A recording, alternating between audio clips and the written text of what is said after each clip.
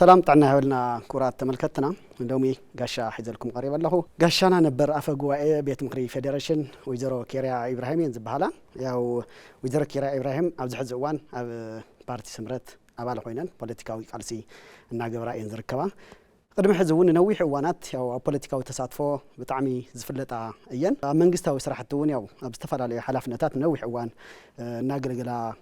زنبراين نلومي مس ويزرو كيريا ابراهيم اب اواناوي كونتات بوليتيكا تግራይ መሰረት ገርና ጻንሕት ክንገብርና ንክትከታተልና بخبري ዕድማኩም አዝየ ከመስግነኪ ፈቱ حسابكن مكفال فادኛ ስለዝኾንኪ ንምጀማር ለአክል ሕዚ ትግራይ ዘላተ ኩነታት ከመይ አክትገልጽዮ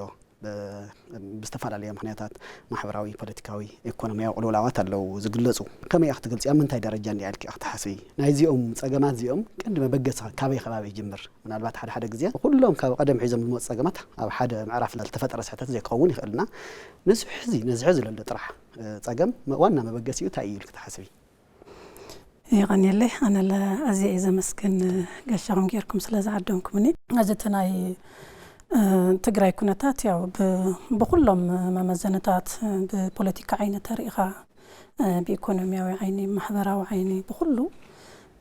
ኣብ ቆልውላው ኩነታት ይዘሎ ብፍላይ ካብ ጊዜ ናብ ጊዜ ብዝኸድና ቁጽሪ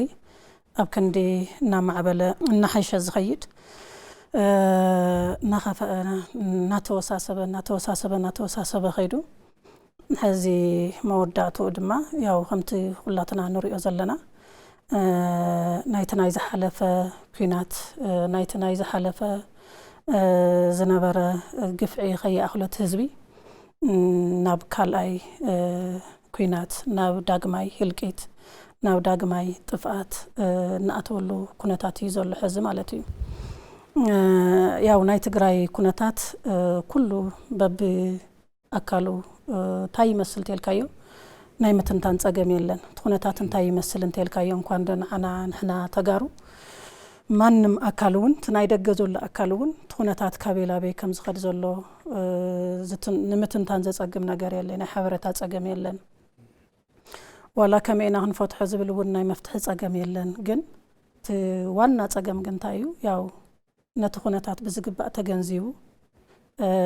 ካውዚ ተወጊስ ድማ እንታይ ይገብር ዘለኒ ከመይ ይፈትሑ ዘለኒ መንገድ ሌላ ምንታይ ዝወስደን ዘሎ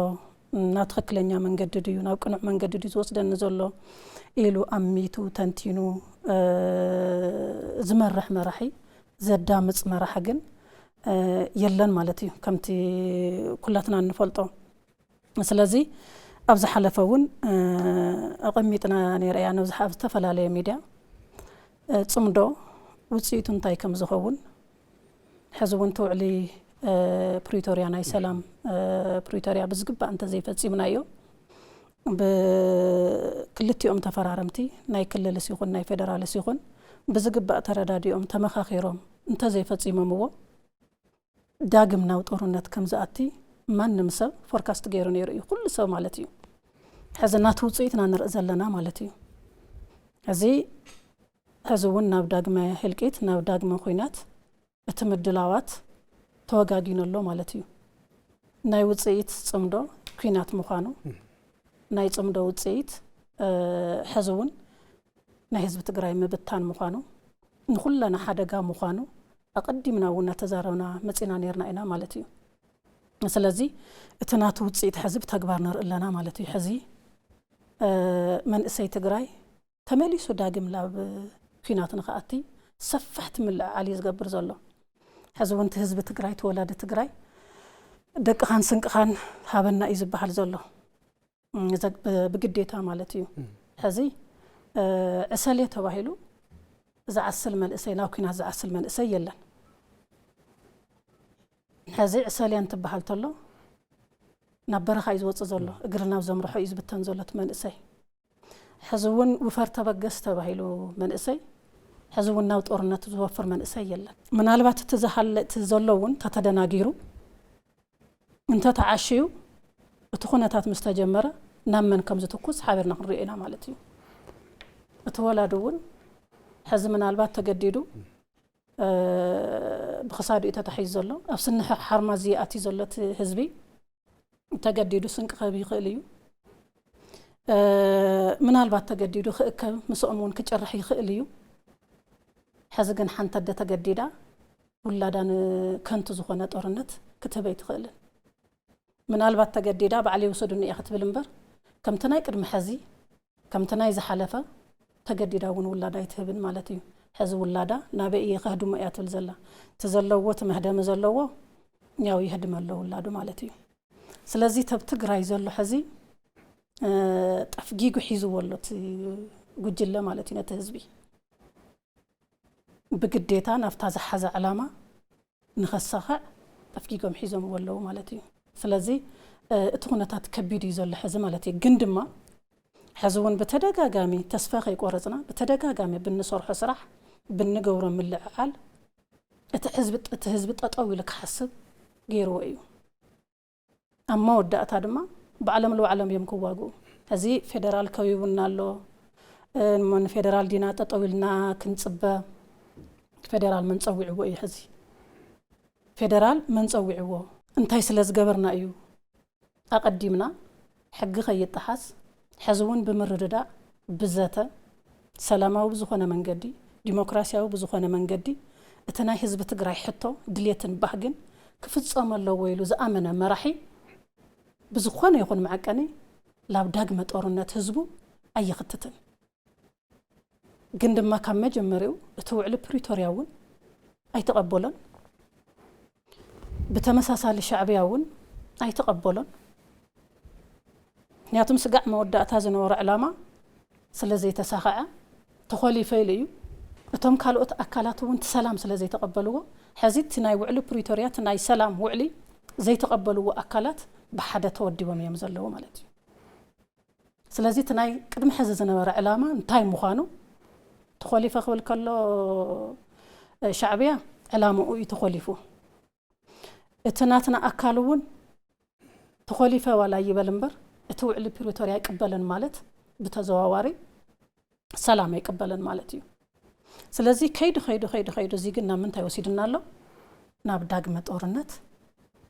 ምድላዋት ኩሉ ተወጋጊዩ ንሕዚ በቲ ዝተዋሃቦም ልኡኽ ይፍጽም ኣለዎ ማለት እዩ ሕዚ ትናትና ዝተዋሃበና ሽቶ እንታይ እዩ ቅልጽም እዩ ቅልጽም ልኽዳለ ማለት እዩ እቲ ካልእ እቲ ዕጥቂ ካልኦት የዳሊ እቲ ትግራይ ዘለናትና ድማ እቲ ናይ መንእሰይ ቅልጽም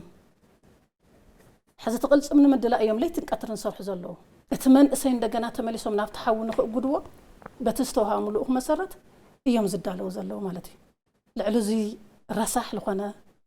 ተግባርን ኣተሓሳስባን ገጢምዎ ይፈልጥን ህዝቢ ትግራይ ስለዚ ቅድሚ ሕዚ እውን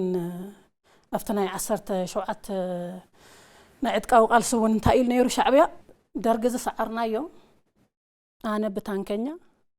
ወያነ ብእግረኛ ኢሉ ነይሩ እዩ ሕዚ ብተመሳሳሊ ሳያ ትድገም ዘላ ሕዚ ትእግረኛ እቲ ጉልበት ተሓይሊ ካብ ህዝቢ ትግራይ ማለት እዩ እቲ መሬት እውን ህዝቢ መሬት ትግራይ ማለት እዩ እቲ ደጀን እውን እቲ ድፋዕ ከም ድፋዕ ዘገልግል እውን ህዝቢ ትግራይ ማለት እዩ ስለዚ እዚ ንኽልተ ዓመት ብዝተፈላለየ መንገዲ ምድላው ተገይሩ ሕዚ ተወዲኡ ኣሎ ማለት እዩ ስለዚ እቲ ኩነታት ሕዚ ናፍቲ ዝደለይዎ ንሳቶም ኸይዶ ኣሎ መጨረሻ ይሳኻዕ ድማ ሓቢርና ንሪኦ እዩ ዝኸውን ማለት እዩ እናታ ኩነታታ ያው ብዙሕ ንምግላጽ ይከኣል እዩ ሕፅር ብዝበለ መንገዲ ግን ኣነ ብከምዚ እየ ዝገልጾ እቲ ናይ ሻዕብያ ጉዳይ እዩ ኣውራ ሕዚ እንትን ጌርክሉ ኣለኺ ያው ናይቱ ፀገም ምስኣቶም ፅምዶ ብምፍጣር ዝብል እዩ ኣንጻርቱ ፕሪቶሪያ ልዕልክዮ ዘለኽና እዞም ኣካላት እዚኣቶም ቀደም ካብ 17 ዓመት ሒዞም ይፋለጡ እዮም ዝሓለፈ እውን አንተ ወታይ ልዕልክ ነርኪ ተኸሊፈ እየ እዩ ዝብል ሻዕብያ ልክ ነርኪ ሕዚ ንሱ ተኸሊፈ እየ ምስ ዝብል ኣካል ሕዚ ታይቱ መሰረታዊ መረዳድኦም ስታዮም መዞም ማግነቱ ንሱ ተናኣሰ ንዕኦም ንምጥፋእ ዋላቱ ካልእ ተወሰኽቲ እውን ሃምለለዎ ኮይኑ ንዕኦም ንምጥፋእ እዩ ተኸሊፈ ዝብል ዘሎ ንሳቶም ድማ ካብ ምጥፋእ ዳሓኑ ተባሂሎም ፈሪሞም ኣለዉ ብዝተፈላለየ ምክንያት ኩናት ጠጠው ኢሉ ሰላማዊ ወግዕ ተጀሚሩ ኣብ መንጎ ጠፋእን መጥፍእን ዝነበረ ርክብ ናብ ሓደ ዝመፀሉ ምክንያት እንታይ እዩ እዚ هو حزي حادث قورهم علامة عندي اتي ناي شعبية علامة فلوطيو بتلي نحنا كم حوحت إبن كم حزب تقراي نفلطو نجار الله أتقدم كلن لعلو كلن إثيوبيا تبهال عدي عباي كوينا معبلتو كوينا حدنتا تطنا غيرو كتقصل زدل حيلي يكونن ويد ما زخون يكون تخفافيلا دقق كوينا كريا حلم الله وسو تتخالف زلو زيو مالتي كل خرد زلو تخالف زولا زيو ምክንያቱም ታ በትግራይ ጀሚሩ ቀጽሉውን ናብ ካልእ ኸይዱ ክበታትና ወይም ድማ ኸዳኸማ ተኾይኑሉ ማለት እዩ ዝሓሰበ ዝነበረ ተኾሊፈሎ እዚ ማለት እዩ ፌደራል መንግስቲ ህዝቢ እየ ዘጥፍእ ዘለኹ ስለዚ ጠጠው ክብለለኒ ተናይ ሰላም ውዕሊ ፕሪቶሪያ ክፍርመለኒ ኢሉ ክፍርም ከሎ ናቱ ድልየት ኣይነበረን ሓደ እዚ ማለት እዩ ዝኾለፎ እዚ እዩ ካፍቶም ናትና ክነብል ከለና ድማ ዝኾለፎም ተናይ ሃርጓፍ ዝኾነ ናይ ስልጣን ህረፍዩ ኣነ እንተ ዘይመሪሐዮ ኣነ ፊት ለፊት እንተ ዘይሃለኹ ኣነ እንተ ዘይኣዚዘዮ ኣነ ዝበልክዎ እንተ ዘይኮይኑ ኣነነት ዝበሃል ካብ ብቐደም ሒዝዎ ዝመፀ ስጋዕ መወዳእታ እውን ገና ዘይበለየሉ እዚ ኣሎ ማለት እዩ ስለዚ እቲ ናይ ቅድሚ ሕዚ ተጀሚሩ ዝነበረ እቲ ናትና እውን ተኾሊፉ እዩ መጀመሪያ በታናይ ጊዜያዊ መምሕዳር ኢና ያና ጌታቸው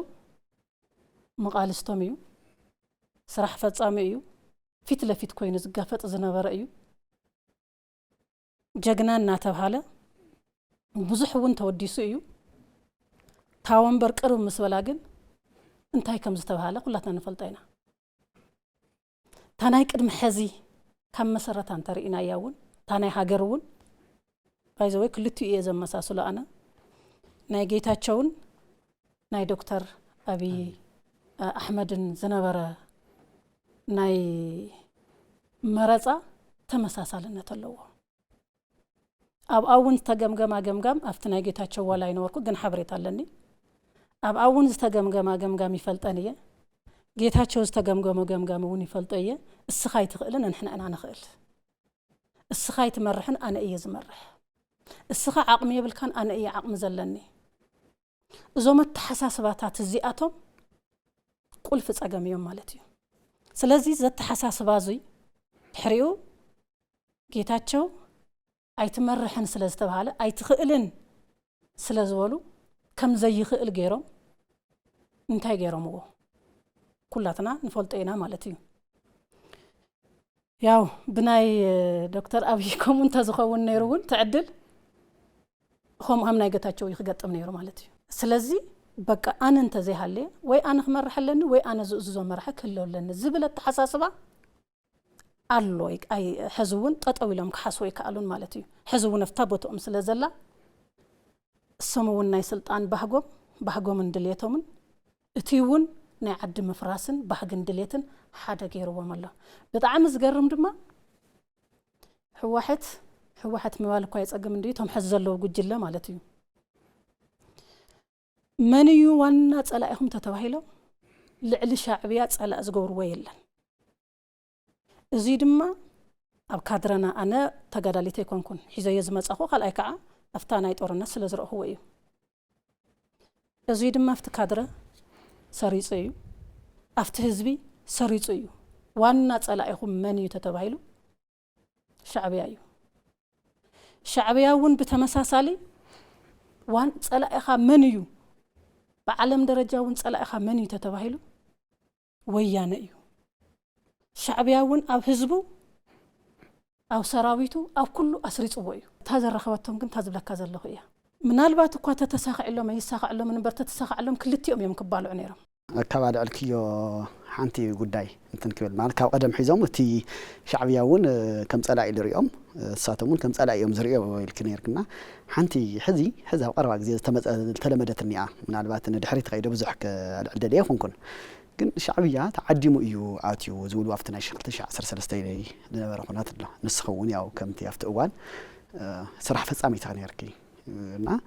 بحق يا زخونه ميدياون زهوكي قال محتت نير سميعيه نيرنا بحق الشعبيه جمجماسي هم دي نيركم فمات فتاوينا يلكم دغم تحسوا نيركم شعبيه ياتون الجمجام دي نيركم ያው ከም ዝኣቲ ፍሉጥ እዩ ነይሩ መጀመርያ እኮ ጌም ኦቨር ወያነ ጌም ኦቨር ኢሉ እኮ እዩ ካብ ቆፂሉ ድማ ይከሰርናን እኮ ኢሉ እዩ ብዙሓት መግለጽታት እዩ ካልኣይ ከዓብ ሕቆና ከም ዝወቀና ንፈልጥ ኢና ሳልሳይ ድማ ዋና ኣዛዝን ናይ ትግራይ ህዝብ ናይ ምጥፋእ ፕሮጀክት መራሒ ኢሳያስ እዩ اتخالق مفصمي እዩ ኢና ኮንብል ምናልባት ሕድ ሰብ አፍትናይ ዝሓለፈ እንሆ ዝነበርና መግለጺ እንሆ ዝንሕዞ ዝነበርና ቁዋም ሪኡ ከፈረድ ይኽእል እዩ ሻዕብያ ሙሉእ ኃይሉ ከም ዝኣቲ ንፈልጥ ኢና ነርና ምክንያቱም ዕላማ ኣለዎ ማለት እዩ ናይ ሻዕብያ ሕዘ ይኮነን ፎታው ስትራቴጂክ ፎታዊና ይኮነን ስትራቴጂክን ቆዋምን ጸላይና እዩ ሻዕብያ ካብ በቀደም ኮሚና ንሕና ሒዝና ይዝመጻና ማንም ትግራዋይ ተሓቲት ካዮስ ንሱ ይዝብል አንተ ወንገሊ ጸልካ ነይረ ማለት እዩ ተዓዲሙ ከይኮነስ ዕላማው ሒዙ ይመጽዩ ምቹ ኩነታት ግን ፈጢሩ ናይ ኢትዮጵያ ናይ ሕወሓትን ጸላእቲ ሕወሓት ባዕላ እናጫጭሐት እሱ ባዕሉ እናዕበየ ተመሊሱ ንዓና ዝደብደበና ግን ሕዝቡን ፌደራል መንግስቲ ከም ግፍዕኛ ጌርካ ንሻዕብያ ድማ ከመባት ነፍሲ ጌርካ መቀማጥ ግን ተኸክለ ይኮነን ምክንያቱም ሕዚ እያታ ኩነታት ምክንያቱም ዘራኸቦም ነገር ከምታ አንተ ዝገለጽክዎ ናይ ህይወት ናይ ህልውና ጉዳይም ስለዝኾነ እቲ እውን ናይ ህልውና ጉዳይ እዩ ዝዓዲ ዚ አንተ ዓብያ እንተ ማዕቢላ ጠንካራ እንተ ኮይና ንዓይ ሓደጋ እዩ ስለዝሓስብ ሓደጋ ክትከውን ኣይትኽእልን ግን ከም ኢለ ተሓስባ ስለዘለዎ እዩ ሕወሓት እውን ናብዓላ ስለዘለዎ እዩ እምበር ይብለካ ከለሁም እዚ ናይ ሕዚ ዕላማኦም ተዝሰኻዕ ነይሩ ቀድሞ ኩሉን ልዕሉ ኩሉን ዝዋድኡ ክልቲኦም እዮም ኣይሰኻዕ እምበር ክልቲኦም እዮም ዝዋድኡ ምክንያቱም ክልቲኡ ዘይቃደም ዕላማ ስለዘለዎም ማለት እዩ ስለዚ ዝተዓዲሙ እዩ እምበር ፈታዊና እዩ ነይሩ ስለዚ ተዓደመ እዩ ሕዝማ እንደገና ካልእ እኮ እዩ ዝበሃል ዘሎ በዲልናዮ ኢና ክንክሕሰለና እኮ እዩ ዝበሃል ዘሎ ሕዝማ እንደገና ተናይ ሻዕብያ ባዕሉ ከይኮነ ዝዛረብ ዘሎስ ቶም ኣብ ትግራይ ዘለው بتزارو تبيلو بسرونا نحن أنا بدلنا نحن أنا خنكحس زلنا زيد ما نتهزب تقرأين مدن نجار تباهيلو زفبرك زلوا بروباغندا أيو سلازي اتبه على صوت خكلة يكونن يا واحد جيزون كزارو واسمعية كم زاتين فلتنا نيرنا أما مجلس تاتنا ما ننسى أفتنا إذا حلف مجلس تاتنا ريفار جيرو كرجع جزء خليه دحري نايتي زحلفه هل تعمت زنبر خويناتات يا قمت تفلطيو بريتوريا تفريمو بدحريو بطعمي ناي سلام دليت تفاطيرو ناي سلام هاو تفاطير بزبل ياو بطعمي لعل تسفل تغورل غزي نيرو اب تግራይ غزيو محدار تطايشو ياو دحريتي كان يخل تعمت خوينات لا بسرع هيوت مملاس معنات طعم زحغس نغير نيرنا دحار افتو منغو غزيو محدارن تو ناي بيت صحفت غجلن استفطر افلالاي مسرتاوي افلالاي امتايو ምናልባት استفلالاي ሽማሽም ዋላይ ወሃብ ግን አፍት ግዜው محدار ነበረ አተሐሳስባና አፍት ጉጅለን ነበረ አተሐሳስባ ከመይ አክት ገልጽዮ ታይት መስረታው አፈላላይ ነው በርግጥ አይነወርኩን እንዴ ግን ያው ዞሮት ሐበሬታ ማንም ሰው ስለልፈልጥ ስለዝኾነ መጀመሪያ ተስተዋውስተ ወንካ ካብ ፌደራል ዝኸዱ ነይሮም ተውጻጽኦም ካብ ኩሉ ማለት እዩ دكتور دبرጽዮን ሽዑታ ይዝበለ دكتور አብይ አህመድ እጅግ በጣም አመሰግናለሁ ወዲያውኑ ድሕሪ ጊዜ ተቀይራ ሕዚ ሽዑኩም እኹል ገሎ በቃ ናይ ተሐሳስባ ለውጥ መጽየሎ ማለት እዩ በቃ ተሓቢርና ናዚ ሓለፈ ሓሊፉ ሓቢርና ክንሰርሕለና ሓቢርና ክንድሕነለና ዝብል ተሐሳስባ ዝብል ቁዋም ሒዞሎ ኢልካ አኻ ተሐስበ ሽዑ بفلايت السلام زدالي سب زم كم زي أمزولة حساسبة ودياون بفلا حزب تجراي مالتي هذا حالة في آخر حزب تجرايكو دك أي بيت فيهم اللي يبلن إذا كل قفعة تفتي مني بسانكم يوكا يبلن تسمع معكم مرحنو إيزبلا كم عينة التحساسبة خمس كله تصفى يونيرو الشعاقن كم أستوهالت تحوحتون بعلخات مرحت جيزيا ومن محدارون بعلخات مرحي خازبلت بعليكم روحوا إيه زبلت حساسبة سلازنا برأيو تحريم من تاي تفلاليو حدا أفتاناي أن أبناي حوحت وشتي كم جمريو بسروت ما خطت تطورنت نجمجم حد بحد حدو نجمجم ديتيل حد نجمجم نمنتاينا وزي وديقنا كاوزي تبقيسنا انتاينا مدمدم تانحز مواصو تግራይ كان تايو خون زلو وزبل ጥልቀት ዘለዎ ገምጋም ነካይድ ኖ አይነካይድን ካውዚና እንጅምር በስዊስና አይና ዘለና ጽግዕተኛ ኃይል አሎ ጽግዕተኛ ኃይል ማለት እንጌታቸው እንገለመለ ስለዚህ ነዚኦም ቀይርና ሕዝውን ተናባዕልና መሪሕነት ሰክር ክንገብረለና ዝብል አውየ ፈላላይ ፈጢሩሎ አፍታና ጊዜያዊ መምሕዳር ግን ስልጣን ያ ጌታቸው መስኮነ ጌታቸውስ ስራሕ ፈጻሚ እዩ አፍታናይ ይምራሕ ዝብል ግን ደብረጽዮን ወነ እንደሌካን ተዋሂሉ እዚ አያታ አባይ ጎነጽ ዝፈጠራት ማለት እዩ ጌታቸው ንምንታይ ከአምኑ ወዘይ ኻሉ حزنت أي تاونبريا حدك زولو ميكالن تاونبركو ወይ ዘሰብ ከመጣለው ወይ ባለም ከመጣለው ወይ ለከየ በቃ ወንበር ይዘባስ ካለ ኢኮኖን ስጋ አዝቀትልና ዘለው ነጥፊው ወዘለ ህዝብ ትግራይ ወን እሱ ይወንበር ካለ ኢኮኖን ቀይሕ መስመርም ታወንበሪያ ካብኢድና ወጽያያ ግን ጌታቸው ምስኦም ዝነበረ እዩ አንሻዕ ወዲያውኑ ታ ወንበር ምስ ሓዘ ባንዳ ኮይኑ ከሓደ ኮይኑ ከዳዕ ተባሂሉ ብዙሕ ሽማሽም ወጽይዎ እዚ ሁሉ መድረኻት ዝግበር ዝነበረ ጌታቸውን ዙሪያ ጌታቸውን ዘለው አፍተ ህዝብ ትግራይ ናይ ጸለመን ጥቀነን ከሰርጽ ተገይሩ እንታይ ገይሩ ጌታቸው ምናልባት ኳ ክፍተት እንተዝህልዎ ታ ክፍተቱ ዚአን ኣለዋ ዚአን ድማ ከለዚ አምላ ዚ ከለዚ አምላ ተባሂሉ ተደጋጊፍካ ኢኻ እቲ መሪሕነት ተሰኻኸ ግን ታወንበርሱ ስለዝሓዛ ወዲያውኑ ባንዳ ኮይኑ ስለዚህ ታ አንተ ወዝገለጽኩዋ ከይዳ ላምታ ተወስደና ላፍታ ጻም ወንበር ያተወስደና አንንተ ዘይ መሪሕያ ትግራይ አንንተ ዘይ መሪሕያ ሕወሓት ዋላ ትበተን ዝብል ተሕወሓት ድማ ከም አገረሙ ዋለው እታ ትግራይ ድማ ከም ተንሪኣ ዘለና ማለት እዩ ተሕወሓት የላን ሕዝ ተወሰነ ናይ ቡድን እዩ ዘሎ ሕወሓት እናበልና ጉድ ረኺብና ዳንበር ሕወሓት ኣብዘየሉ ግን ተወሰነ ጉጅለ ይዘሎ ማለት እዩ እቲ ተወሰነ ጉጅለ እንደገና ዛ ትግራይ ዚ አንንተ ዘይ መሪሕያ ክትብተን ኣለዋ በብኸባቢ የለ ብኻልኡ የለ እቲ ህዝብ ትመንእሰይ ይብተን ይዘሎ ማለት እዩ ስለዚ ሕዝውንታ ከይዳ ተወስደና ላፍታ ናይ ጻም ስልጣን እያ ሕዝኮ ስልጣን ምድላይ ምንም ማለት አይኮነን ስልጣን ምድላይ ምንም ማለት አይኮነን ግን እስኻ ስልጣን ክትደለተለኻ ንዓይውን ስልጣን ንኣነ ብመሓዘይውን ናተ ኢልካ ክትወስደለካ ናተ ዕላማ خሳኻ ዕለ እዩ ወንበር ሒዙ ዘሎ ኢልካ ክትወስደለካ እቲ ኻል እንደገና ተወንጀል ኻል ዝፈጸመው ነገርውን ተሓታትነቱን የስገኦም እዩ ተሓታትነት ጽባሕ ንግሆ ኩሉ ተሓታት ክኾን እዩ ካብ ባዕለይ ጀሚሩ ማለት እዩ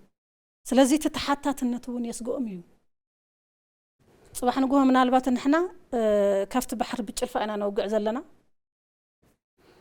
አፍቱሽጥ ዘሎ ሁሉ ነገር ግን ኮጽ እዩ ማልት ሐልዩ ማለት እዩ ተተሐታትነቱን የስጎኦም እዩ ስለዚህ ታ ቁልፍ ነገር ተቀይሕ መስመር ስለልተነኸእትያ ከባቢያውነት ገለጽ ባህሉን እንየና ሓደ አካላት ያው ኮነይሎም ኮን ይኸል ያው ቀናናውን ኮን ይኸልና ናይ ከባቢ አፈላላይ አይነት ዘምስሉ ወሰባት ኣለውና ውዚታት ከመይትር እዩ አነ ከባቢነት ያአምንን ዚአተም ንማን ማይውኩልን የዝብል ገሊኡና ዓድዋ ይብል ገሊኡና አክሱምና ሽረ ይብል አነ ንማን ማይውኩልን ሽረ እንታይ መኻና ስለዝፈልጣ ዓድዋ እንታይ መኻኑ ስለዝፈልጦ አው ዘሎ ህዝብ እንታይ መኻኑ ስለዝፈልጦ ተመሳሳሊ ጸገም ኣሎ ተመሳሳለው ኩሉ እዚ ያአምኑልን አነ እዞም ናይ ሓደ ከባቢ እዮም ዋላ ኩሎም ናይ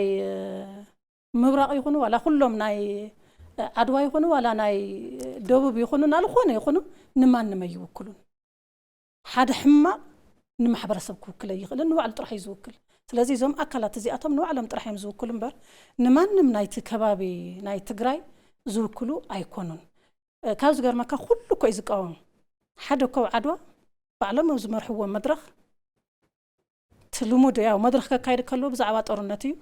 بزعوا ناي فدرال صلاتيو بزعوا ناي سمرت زبحال ودابه كلنا زلو صلاتيو كال تايسمو بزعوا لمعته يوقعن بزعوا فقر بزعوا سلام يوقعن كيدكم نا طرنت تاتيخمنا جن تافموز نافي كم النزره بعلنا انا نفلطو كيلميو سلازي تمكرا كباب زفل يكونن نازخونه يكون كبابي تمساسالي مكرا لو سلازي انا زي اي امنولن ما نمسون كباب مسارات غيرو نساتهم كم يوم زدليو تزحلف كو تريخايو ناي رايا ناي شره ناي عدوا كم يلم فلاليمو ጌታቸው ናብ ሽረ خد كله ጻርቃና አክሱም خد كله እንታይ ከም ዝተገበረ አድግራትኩም ምክንያቱም ትዝተለመደ ናይቲ ፕሮፓጋንዳ ናይቲ ፖለቲካ ፕሮፓጋንዳ መሳርሒ ለተለመደ ካይዳ ይምበር ንማንም ዝውክሉ እዮም ኢለ አይሐስብን አይውክሉን እውን መኸተ አይተዛዘመን ልባሃል ንየና معز إلى زازم مخته كوينات نهزب تجرايسي قد بحز كود نور كوينات تستأيات ريفو كوينو حزخة نمن تايم نافتو قناتات نص توزلنا أو زي مخته من ناولو أو حزب من العال زجور ولا مقنيات زجور وزلو قداي حدا نجر تولي نجر تدلكي خلي بتوسخي مسألة أساسيرو قداي تمزابلتي جزاي من ملاستي من حداراوي السوتات ولي العلوية زم أكلات أتهم بحقي تناي هزب صقم تناي تمزابل تصقم وي تناي ممحداراو للصقمات نسو دي لقدسم خوينو بحق نسوس بسلامه منقد المفتح اصقامو خوينو ومديوم ناوزي قنات زعاتو زلو حزي مخاتي تزازمن مالت طورنت يتزازمن مالتي ምናልባት እንታይ ሎም እዮም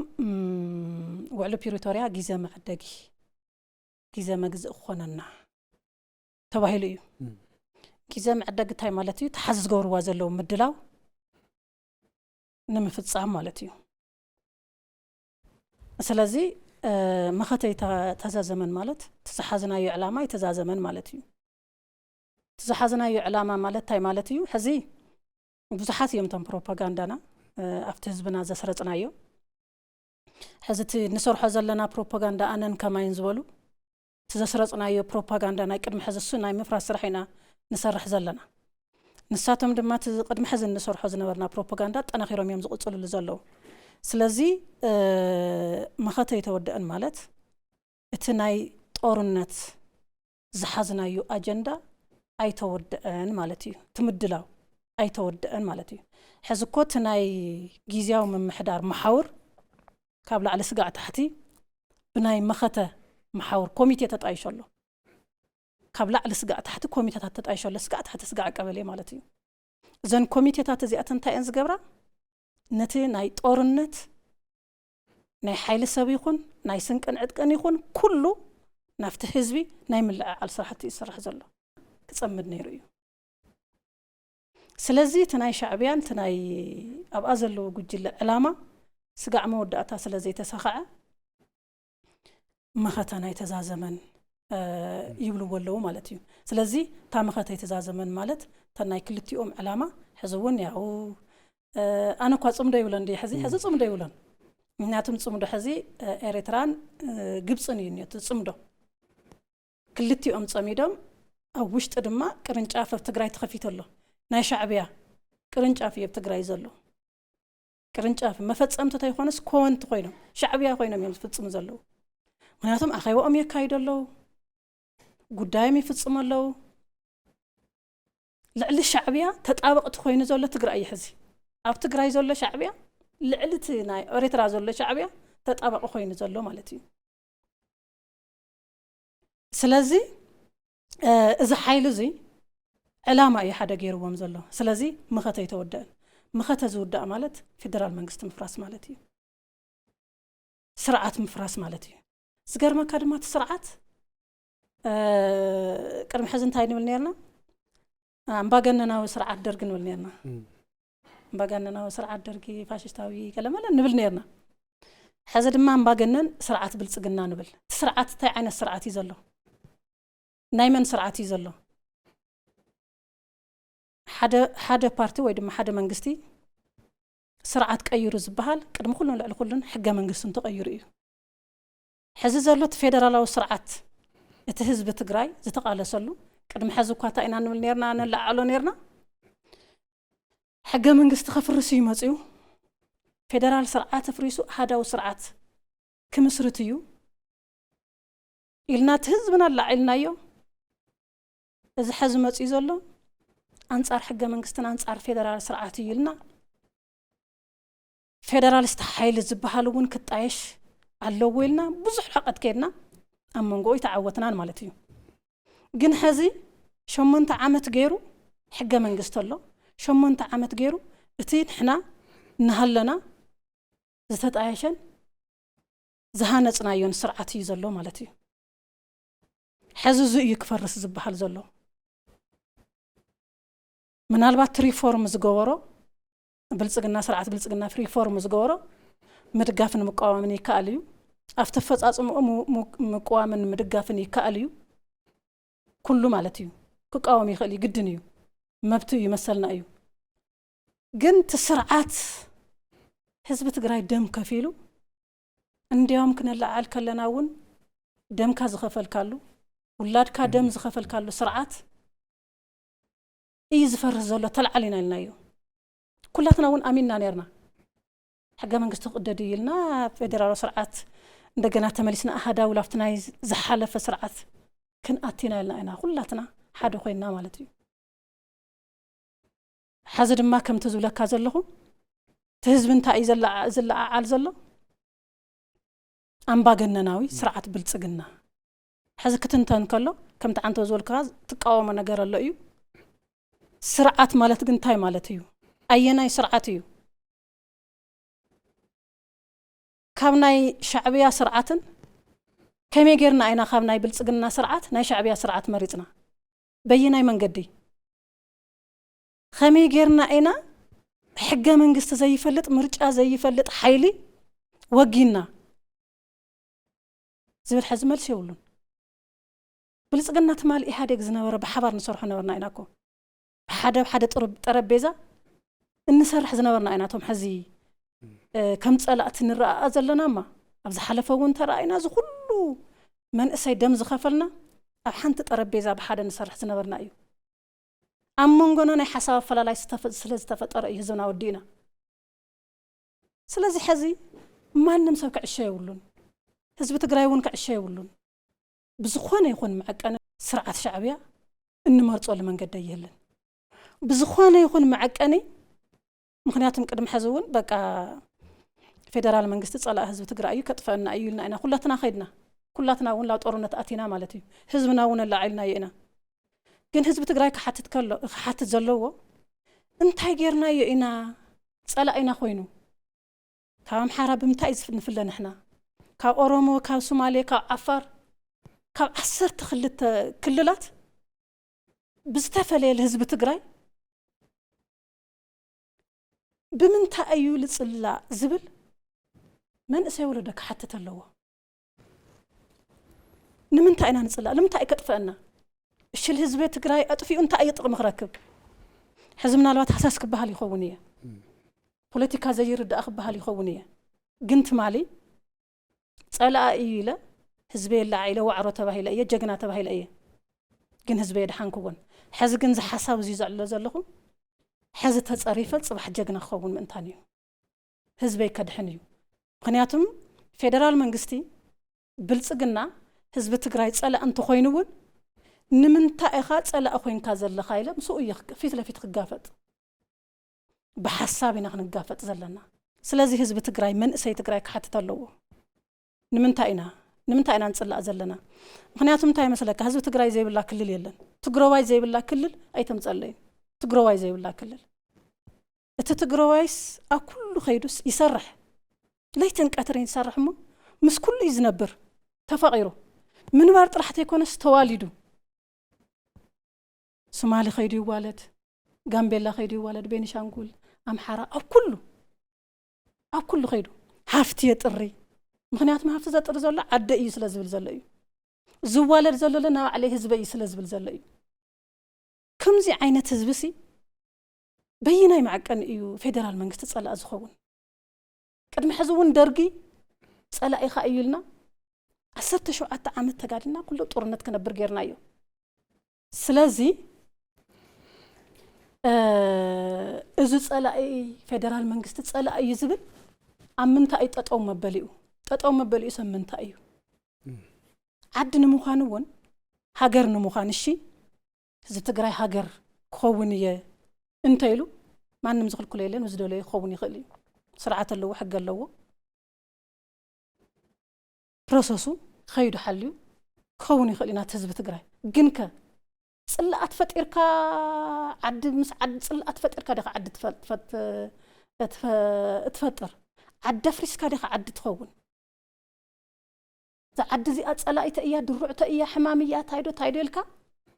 افريسكاس عد دي خاتفطر صباح نغوخه نتزمص تولدي انتاي غديفنا لنا نخد زلنا نتزمص تولدي از خناتاتو زي صرينا نمنتاي كل غيزه صلايو زخون إلو زموجت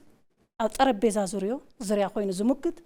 حيل إنها نفطر زلنا حق كفلت الله يتحقي كفلت الله مخنيات متمالي أنا كماين زبالة تزبل كذا اللي تشوبجو كله تصاريجو خيدو جن تزخون خالق تزبلنا يخالق حزون السوء يزدقم زلو حزون زل على زلو السوء هجراوي زعباتات النواز حزوان هجراوي مرصع ويدما حفشاو مرصع إثيوبيا ونزكايدلو ورحي غنوتيو هجراو مخكر كوميشنون كابز ناتسالت قنحو استفال لي هجرنا يا تግራይ بستو استفال لي مخنياتات زنقيعو كساب حز كسلط ايكالن ያው ኣብ ትግራይ ክሰልጥ ኢሉ ተስፋውን ከም ዝነበረት ኮሚሽን ኣብ ኣርባ ግዜ ገሊጽ ነይሩ ክሳብ ኣርባ ግዜ ኣወንታዊ መልስታት ነተዋውና ነርና መወዳእቱ ግን ክሳኻ ኣይከኣለን እሞ ኣብ ኣዲስ ኣበባ ጌርናዮ ዝብል መጽንዩ ካብዙ ክልቲኡ ብጣዕሚ መሰረታዊ ዝበሃሉ ሃገራዊ እሽታት ታገራው መክርኮ ኣብ ኣዲስ ኣበባ ይኹን እሽተይ ዝንግዕልና እምበር ከየድሎ ታገራው መረፃ እውን ከመይ እዩ ለድልየና ዝብል ብፍላይ ማለት ንትግራይሲ زلوا مادلاينات قلت يوم إشتات كم يأخذ يوم أدلاينتهم ولا بحجر درجة وزلوا مادلاينتهم كم يأخذ يوم يا مرزا قدنيو مرزا وصان نديو مخنياتهم قدم حزون تستوستخين كامرزا خكايد اللويلنا إنه خكايد يقولون مساجرهم تتأمروا تباهلو تباهسنا نعلنا كوميشنات عيشنا بقى مرزاس قدنيو نهز بتقراي هلون أيو حزب تقراي زي مرصو اما راح يخلي يقولون يلنا لما انتي كم زعتنا خلي يفلطيو ياو حزدما مرص اكايد يقولون زبل سفيح من على يكبر له من على طلحته يكونس نعو زدناق نزدناق نجر بزح يسرح له حزب تقراي بفلاي حزب تقراي سرعه زلمدايو منغست زلمدايو حجز لمدايو فتح زلمدايو مرص على خالق يكونن زدله حجاو زخونه حزب زمرصو زامنلو مرحنا مؤماتيو حزب بفلاي نتግራይ وساني مرصا قدنونيو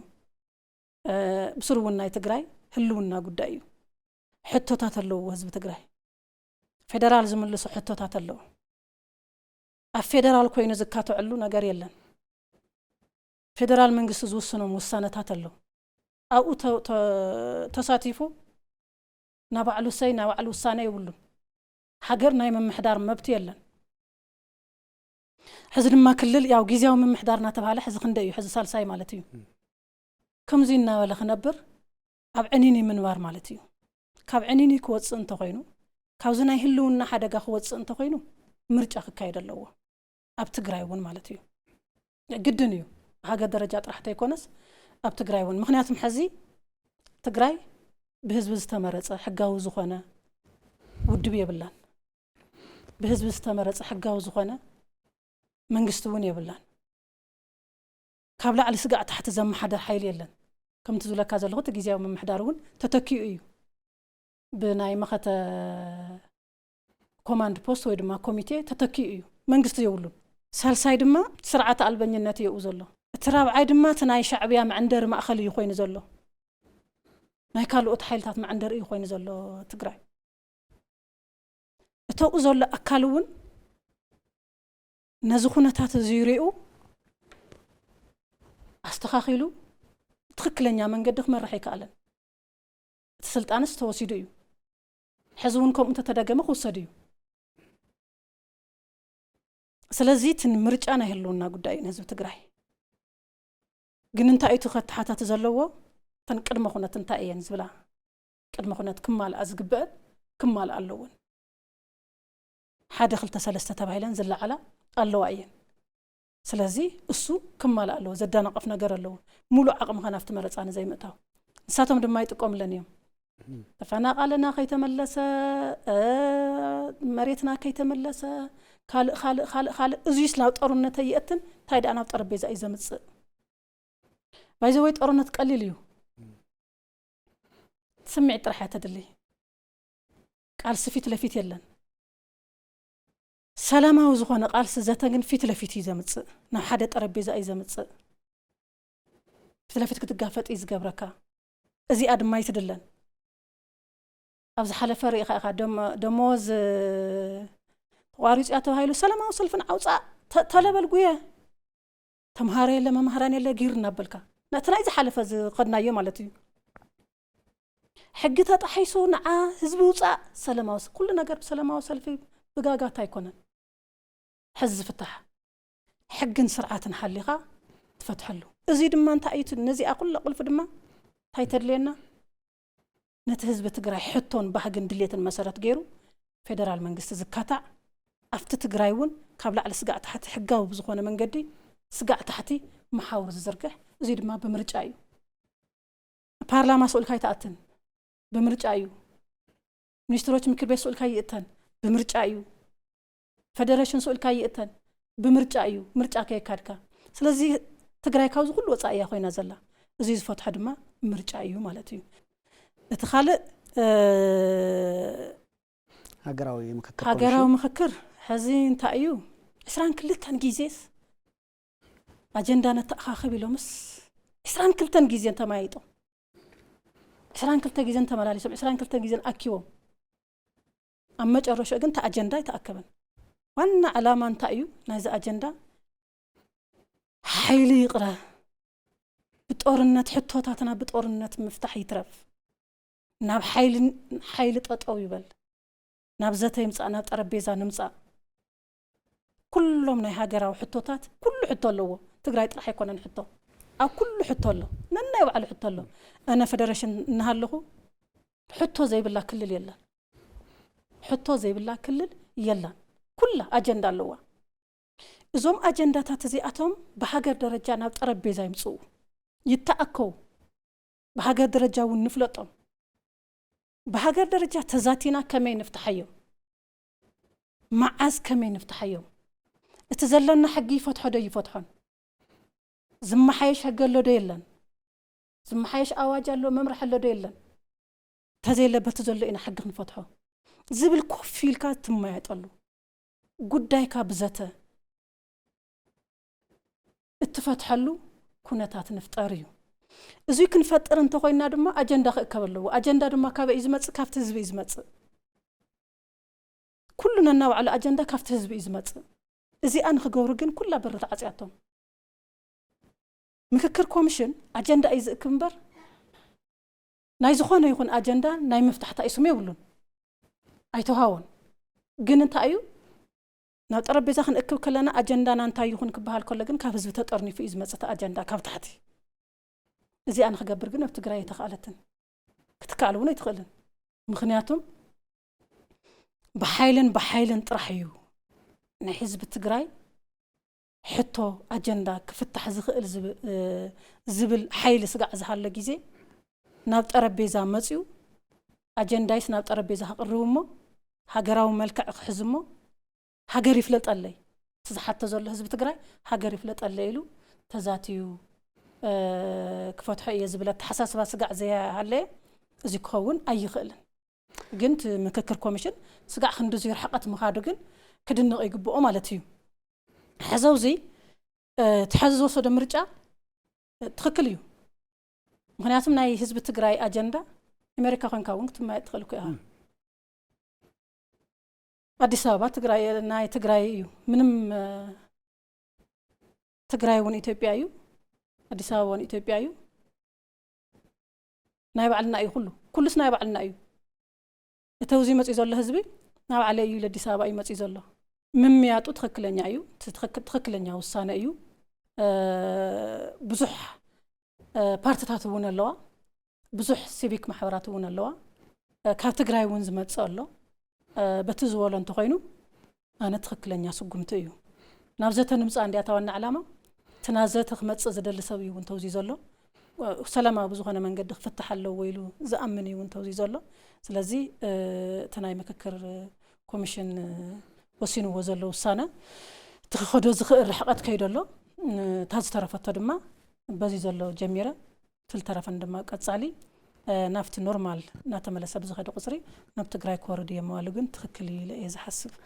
ያው ኣነ ብወገኔ ናወዳእኹ እያ ብዙሕ ፀገማት ኣዋጊዕና ክሳብ ሕዚ ብዙሕ ብጣዕሚ ለይተገለጸ ያው ከምቲ ዓንተ ዝበልክዮ በርግጽ ኣብዚ ጥራሕ ለይኮነስ ብዝተፈላለየ መንገዲ እውን ተገሊጹ ፀገም ህዝቢ ትግራይ ግን ድማ መፍትሒ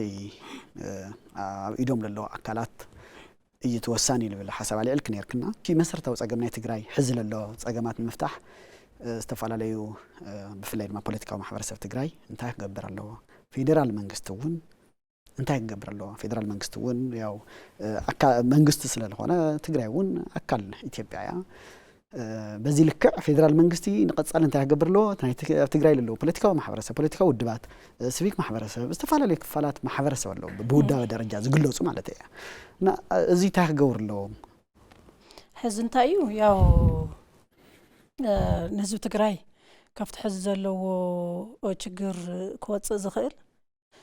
ሕዚ እውን ያው እቲ ሰላም ናተፀንቀቐ ደኾነ ዝኸድ ዘሎ ሰላማዊ ብዝኾነ መንገዲ ነገራት ንምፍታሕ ዝነበረና ድሌትን ባህግን ናተፀንቀቐ ደኾነ ዝኸድ ዘሎ ግን ሕዚ እውን ተስፋ ይንቆርፅን ስጋዕ መወዳእታ ሰላማዊ ብዝኾነ መንገዲ ንቃለሰሉ እሱኢና ክነሕይል ዘለና ብዋናነት ግን ጦርነት ዝደሊ ሓይሊ ቦይኑ እዩ ክዋጋእ ዘለዎ ተኣነ ክብላ ዝደሊ ቦይኑ እዩ ክዋጋእ ዘለዎ እቶም ጦርነት ዝደልዩ ኣካላት ዓጽሚ ኢና ክነትርፎም ዘለና ስጋ ዘልውሶም መንእሰይ እዩ ስጋ ዘልውሶም ህዝቢ ትግራይ እዩ ስለዚ ዓጽሚ ተሪፎም ምስሊ ዝደለይዎ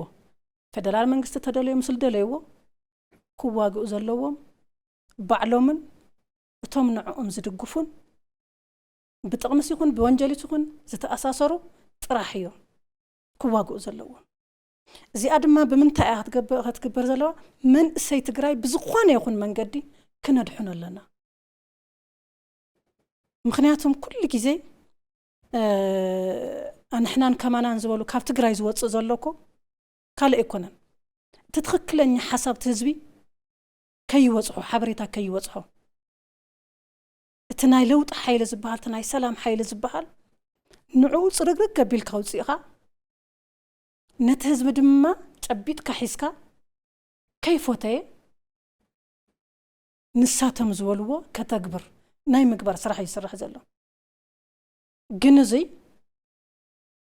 እቲ ናይ ለውጢ ሓይሊ ብዝገበሮ ቃልሲ ፍረ የርኢ ኣሎ መንእሰይ ትግራይ ብዝኾነ ይኹን መንገዲ እንኳን ዶ ደም ረሃፅ እውን ከፍስስ የብሉን ድሕሪ ሕዚ ንመራሒ ከድሕን ንዝኾነ ይኹን ኣካል ከድሕን ኣብ ዘይምልከቶ ሓዊ ክጎድ የብሉ ቅድሚ ኩሉ ልዕሊ ኩሉን መንእሰይ ትግራይ ክነድሕን ኣለና እዚ መንእሰይ ሕዚ እናጎረፈ ይመፅእ ኣሎ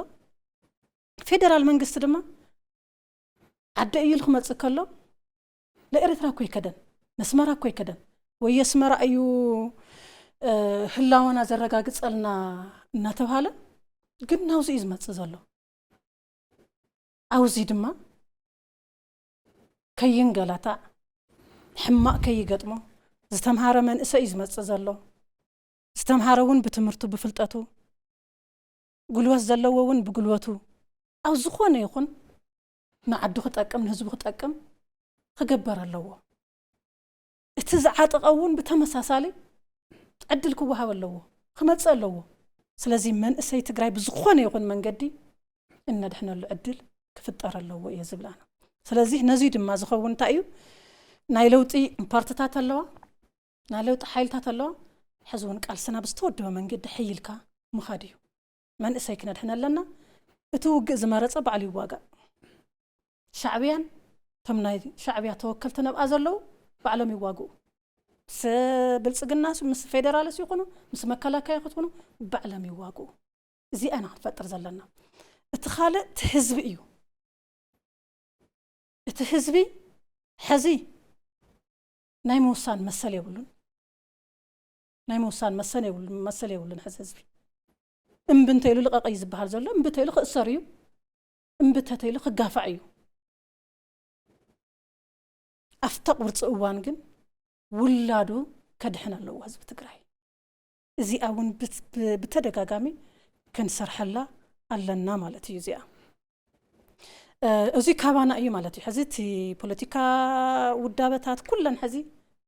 ፊት ለፊት ሕዚ ከምኡ እንተንገብር ቅድሚ ሕዚ እዚ ኩሉ ህዝብና ኣይምተወድአን ነይሩ መንእሰይና ተነንቅሕ ነርና እዚ ኩሉ መንእሰይና ኣይመወዳእና ሕዚ ግን እቲ መንእሰይ ዝተምም ዘሎ መንእሰይ ኣብዚ መፅኡ ፌደራል መንግስቲ ኣዲስ አበባ ምምሕዳር ናይ ባዕሉ ኣሳይመንት ክወስድ ኣለዎ ማለት እዩ ሰላም ደልዩ ዝመርፅ ዘሎ ምክንያቱም ንዞም ናይ ጦር ሓይሊ ንዓኣቶም ወጊነ ዓደየ ይጎድእን እዩ ዝብል ዘሎ ምክንያቱም ሕዚ እንታይ እዩ ዘሎ ይመስለካ ህልውና ትግራይ ብህልውና ኤርትራ ብህልውና ሻዕብያ እዩ ዝረጋገፅ ዝብል ሓይል ደኾነ እዩ ዘሎ እቲ ዝመፅእ ዘሎ መንእሰይ ግን ህልውና ህዝበይን ህልውና ክልለይን ብህልውና ሃገር እዩ ዝረጋገፅ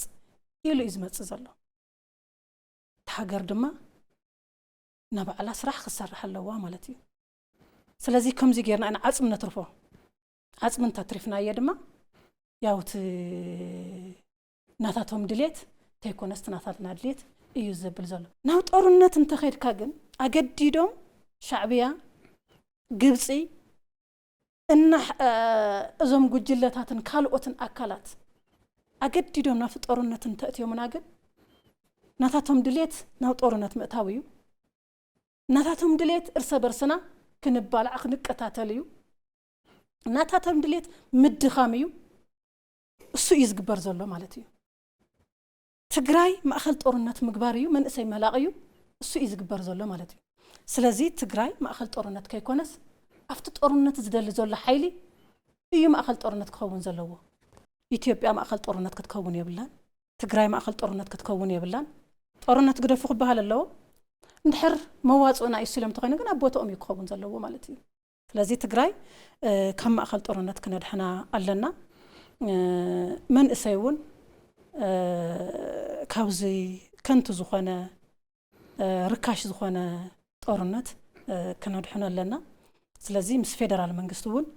ኢድን ጓንትን ኮይና ክንሰርሕ ኣለና ክብል ዝደሊ ዘይገለጽ ኮኒ እንትብል የተዘይሃልኪ ብወገነይ ወዲ ኣለኹ يغني لنا كلك يدلي يغني لي أنا وناسي إيسا مسكين